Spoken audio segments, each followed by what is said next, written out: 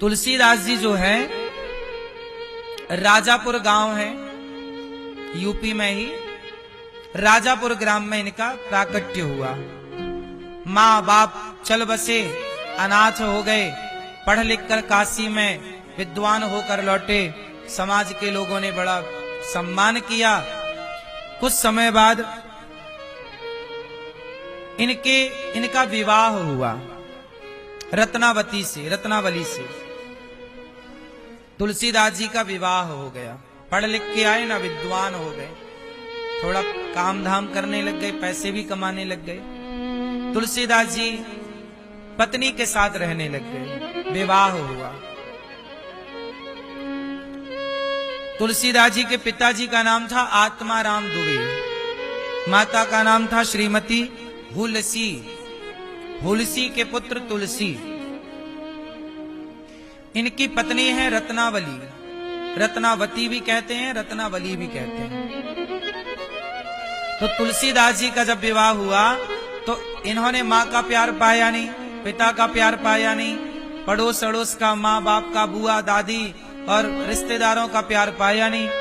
पत्नी मिल गई तो पत्नी थोड़ा प्यार करती है, तो उन्हें पहली बार प्यार मिला तो वो अपनी पत्नी से बहुत आसक्त हो गए। पत्नी के बिना अब दिन भर वो पत्नी के पास रहते, काम धाम करे आए, कमाना तो जरूरी था, रोटी तो कमाएं और फिर पत्नी के पास बैठे, टुकुर टुकुर देखें पत्नी को, पत्नी प्यार करे, दोनों बड़े खुश। एक दिन क्या हुआ कि तुलसीदास जी की सास बीमार पड़ गई। माता रत्नावली की मां बीमार पड़ी तो उनके भैया उन्हें लिवाने आ गए। बहन, मां बहुत सीरियस है, जल्दी चलो। तो रत्नावती जी बोली कि नहीं, मेरे पति आने वाले हैं, आज आए, मैं उन्हें सूचित कर दूं कि मैं जा रही हूं, फिर मैं चलूंगी। भैया बोले तब तक तो मां निपट जाएगी।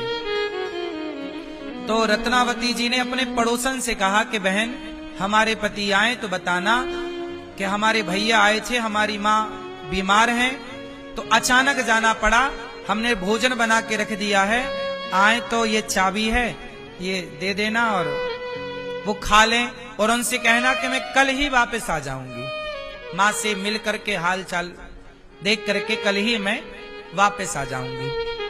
पड़ोसन को समझा बुझा करके रत्नावती जी चली गई अपने भैया के साथ। उनका गांव नदी के उस पार था, 2-4-5 किलोमीटर की ही दूरी थी, बहुत दूर नहीं था उनका गांव, ज्यादा से ज्यादा 8 किलोमीटर। उस जमाने वो जमाना ऐसा था जब बैलगाड़ी से लोग आते जाते थे। तो पत्नी चली गई, वो अपने माँ के पास पहुंची। माँ की तबीयत धीरे धीरे सुधरने लग गई, माँ से मिली, वो माँ अब बिल्कुल स्वस्थ सी हो गई बेटी को देखकर। अब यहाँ तुलसीदास जी आए तो देखा घर में ताला लगा। तब पड़ोसन आए, तुलसी यहाँ आओ, वो देखो तुम्हारी पत्नी कल आ जाएगी, भैया लेवाने आ गया, तुम्हारी सास की तबीयत अचानक बिगड़ गई तो वो मायके चली गई है, कल आ जाएगी बोल के गई है, वहां तुम्हारे लिए भोजन बना के रख कर गई है, तुम जल्दी भोजन कर लो। तुलसीदास जी बोले कोई बात नहीं, कल आ ही जाएगी, कोई बात नहीं। ताला खोला, भोजन बना के रखे। भोजन को देखकर तुलसीदास जी बोले वाह, मेरी पत्नी कितनी अच्छी है, देखो मेरे लिए भोजन बना के गई, अब बढ़िया भोजन कर रहे हैं। शाम हो गई, शाम से फिर रात हुई। तो जब रात हुई तो तुलसीदास जी करवट बदलने लग गए। पत्नी की याद आने लग गई कि देखो कल तक तो मेरे साथ थी, हम दोनों साथ में बात कर रहे थे, अब ये रात कैसे कटेगी पत्नी के बिना, जबकि एक ही रात की बात थी, कल आ जाएगी। तुलसीदास जी बोले कल तो आ ही जाएगी, कोई बात नहीं। सोते हैं पर उन्हें नींद ही नहीं आ रही है, इस करवट से उस करवट, उस करवट से उस करवट। रात के 10 बज गए, नींद नहीं आई। तुलसीदास जी को लगा कोई बात नहीं, मेरी पत्नी कल तो आ ही जाएगी, लेकिन एक काम करो ना, मैं ही चलूं, कल लेवा लाऊंगा। वो भी मेरे बिना कैसे रह रही होगी, पता नहीं उसे भी नींद आ रही होगी कि नहीं। तो तुलसीदास जी बोले कोई बात नहीं, मैं अभी रात को ही जाता हूं। तो आधी रात को तुलसीदास जी चल पड़े अपनी पत्नी के पास कि चलो उसे नींद आ रही होगी कि नहीं।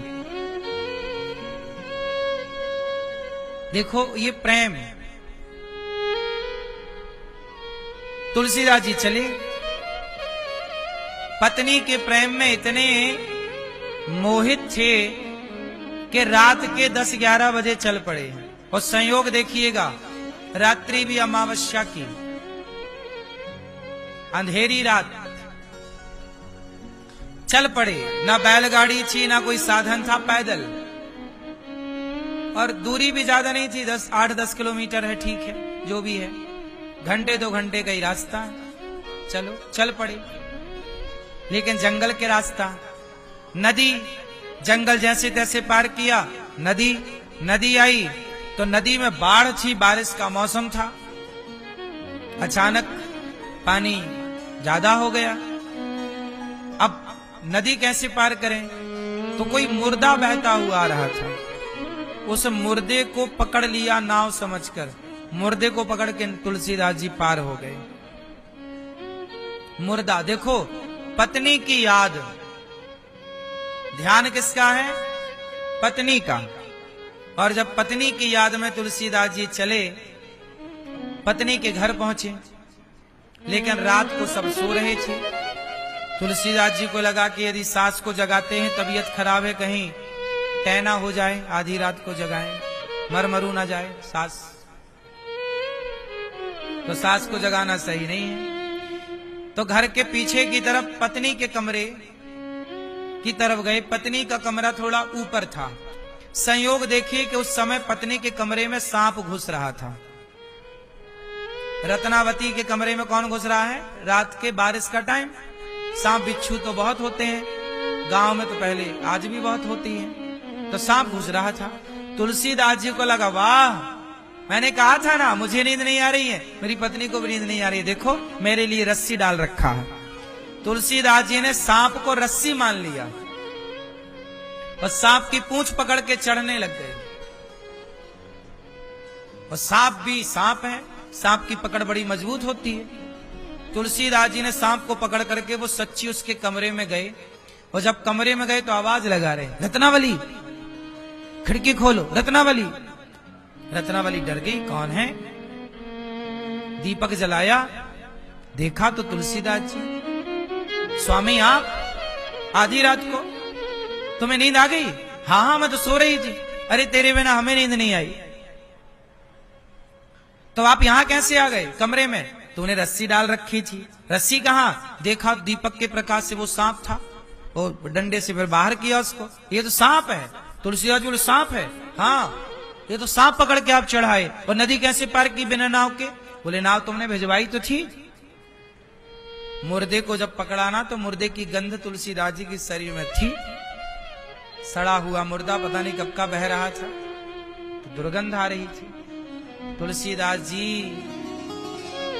से पत्नी ने कहा, स्वामी, हाड़ मांस के देह से इतना प्रेम किया आपने।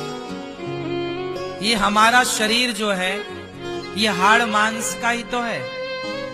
हाड़ मांस के शरीर से आपने इतना प्रेम किया कि आधी रात को आप एक रात ना रुक पाए, हमारे लिए दौड़े चले आए।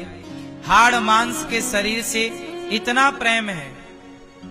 भगवान से इतना प्रेम होता तो आपका कल्याण हो जाता। जितना प्रेम आप हमसे करते हैं, इतनी प्रीति भगवान से होती तो आपका कल्याण हो जाता। बस ये बात पत्नी ने कह दी। तुलसीदास जी टुकुर टुकुर पत्नी को देखते ही रहे, और देखने के बाद पत्नी को प्रणाम किया। पत्नी को प्रणाम करके उसी रास्ते, उसी खिड़की तुलसीदास जी वापस आ गए। और तुलसीदास जी ने समझ लिया कि बात तो सही है कि शरीर से, हाड़ मांस से हमारी इतनी आसक्ति है।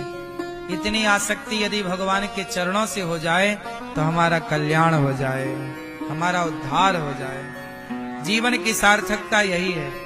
तुलसीदास जी वापस आ गए और फिर अपनी पत्नी से फिर नहीं मिले। देखो वैराग्य किसे कहते हैं। पत्नी भी कोई बात कहे